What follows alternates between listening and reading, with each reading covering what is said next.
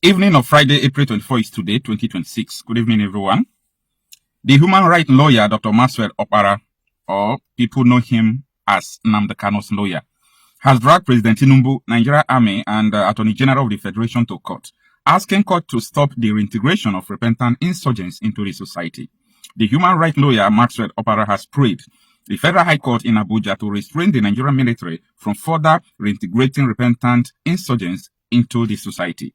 Opara also sought an order of mandatory injunction compelling the Attorney General of the Federation, AGF, to initiate and pursue criminal prosecution of over 700 repentant Boko Haram insurgents. He said their prosecution will be in accordance with the provision of the Terrorism Prevention and Prohibition Act of 2022, the Administration of Criminal Justice Act of 2015, and all other relevant laws. The legal practitioner, in a fresh suit marked FHC-ABJ CS/837/2026, sought an order directing the Nigerian Army to immediately suspend the Operation Safe Corridor Reintegration Program, pending the hearing and final determination of the suit. The originating summon filed on April 23 by Opara named the Nigerian Army, AGF, and the President as first to third respondent respectively. Now, I know that Maxwell Opara, he doesn't need introduction on the Nigerian internet space. People know him as Nnamdi Kanu's lawyer, and he's a human rights lawyer. The respect I have for this man increased, not the day he said he's going to do it, but today that he went to court to file this case. Do you know why the respect I have for him increased? Now, everybody have been complaining about the reintegration of the repentant terrorists into the society, which I know that they are never repented. They have not repented, and they cannot. They know what they are doing. They know the mission. They know what they are doing. Someone who have an ideology all over his life for 40 years, for 30 years, for 25 years, depending on their age. You mean the person could be captured, not willingly surrendering. The person could be captured in the bush. Then you take the person to one place, you'll be feeding him for 6 months. After 6 months, you release him. You said you have de-radicalized him. Like, this is laughable. Now, the reason why I am holding Maxwell Opara to high esteem at this moment is because last year, we approached up to 5 lawyers. When we approached 5 lawyers, we told them that look at the confessions of these people, both Kawu Baraje and the rest. They admitted that the coalition of Buhari, CPC, and Tinubu ACN imported terrorists into the country. I mean, they admitted. This is not an allegation. Can you help us to approach the Federal High Court? Let them give a subpoena to these people to appear in court to explain to the court how they were boasting, or how they are boasting that they imported terrorists into the country. They further went on to claim that they did not import this Fulani militia into the country to destroy the country, that they only imported them for the purpose of election. And I ask, how can someone import foreigners into the country to destabilize the election? You said it's not to destabilize the country. This admission you people are making that you imported it, like they were doing it not because they don't know that that is treasonable, but they are doing it because they have seen Nigerians as fools. They have seen their activists as people who do not concentrate on things that matter. So they come out to do it, and we wanted lawyers to go to the court. Now, pay attention. We were not focusing that we will have justice from the court. We were planning something. And what could that be?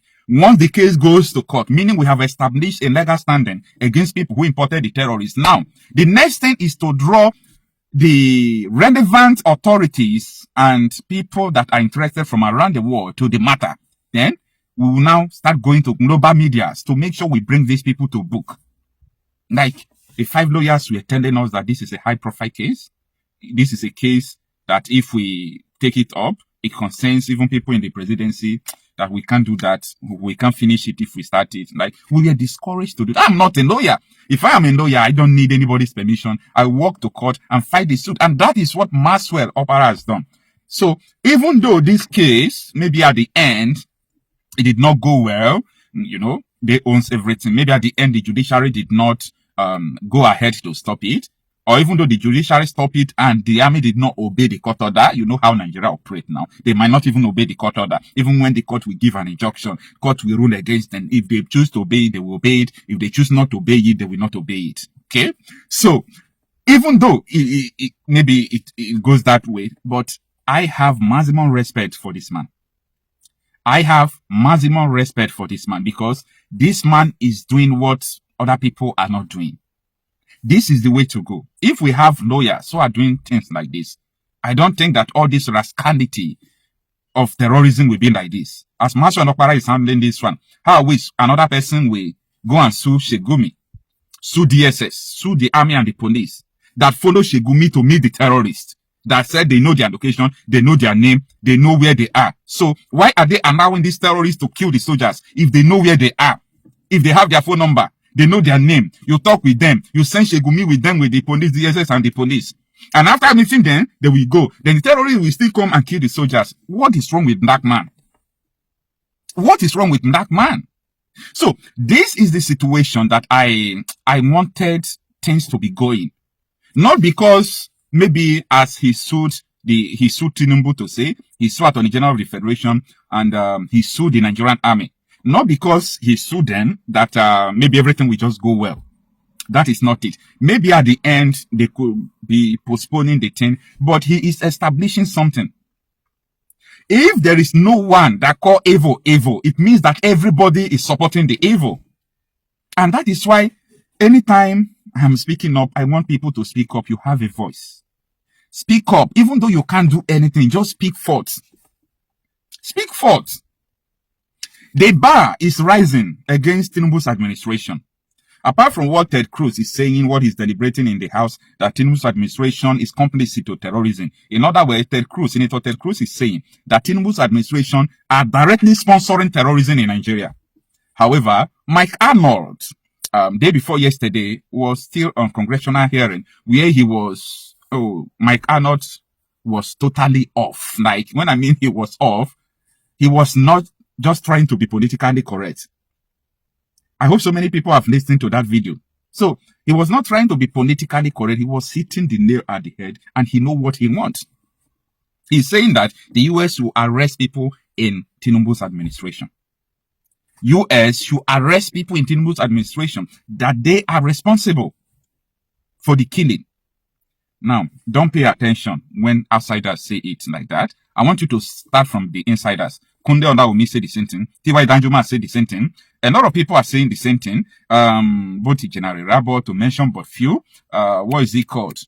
Both El-Rufai, Babada Tiame, people who are still the same people with Tinubu, them, they make the same statement that Tinubu and Rebadu are sponsoring insecurity. El-Rufai went on to say on national television that Tinubu made it a policy to be paying these terrorists, these bandits, through NSA Rebadu. That allegation was not debunked up till now. Like, where do we start? So, I really appreciate Maxwell Okpara. I know this is not easy. You know, when you do something like this, you will enter into the radar of DSS. DSS might start tracking your number. Police can put, for CID, they can put your phone on their radar. Every incoming call will be tracked. Every hour, they will wiretape your line.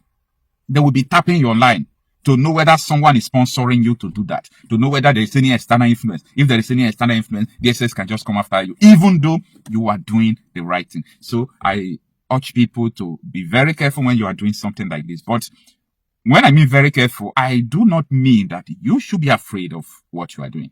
We all are going to die. Only one thing is remaining. Only one thing is remaining.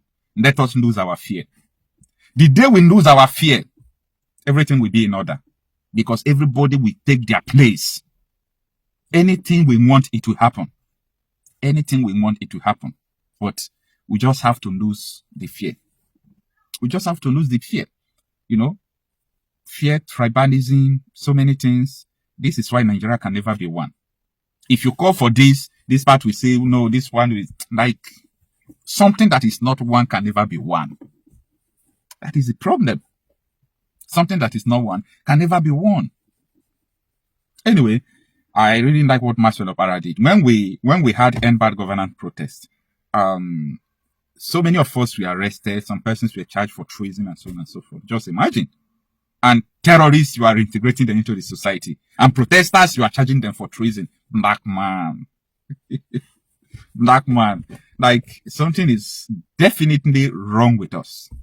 Something is definitely wrong with us. Anyway, let's see how the case goes. I will keep you updated. Once a minor commit a crime, no matter the level of that crime, you try the minor under juvenile law. That one is a separate ballgame altogether. Now, you are talking about United Nations resolution. United Nations resolution is not automatic. This is a resolution. It's advisory. It is now left for each sovereign state to look at your own peculiar laws, look at your own peculiar circumstances before you now apply it. Now, one, you should check whether that resolution is even in conflict with your own law. If it is in conflict with your own law, it cannot be applied. That one is one. Then two, if you must apply it, there must be amendment, legislative amendment on that particular issue. That one is also on that. Then two, you should also check the level of crime. Madam Ayo, last 2 weeks, 3 weeks, how many generals were killed? Yesterday, how many persons were adopted in Benue by all these terrorists? And instead of you to look for a way to address it, you are busy reintegrating people into the system. I'm assuring you they are creating more harm than good, because those people, okay, Madam, have you think about that boy that lost the father and the mother? That man that lost the entire family. And you are now reintegrating the person in the same community, and you want the person to be watching the person. They are creating, this thing is creating more harm than good, and we should stop it. In the first instance, United Nations brought it when the issue of terrorism in a particular nation has come down. Now, the people in the IDP campus have left IDP camp to the various communities. You can now think about those who committed the act. The victims of this terrorist act, they are still in the IDP camp.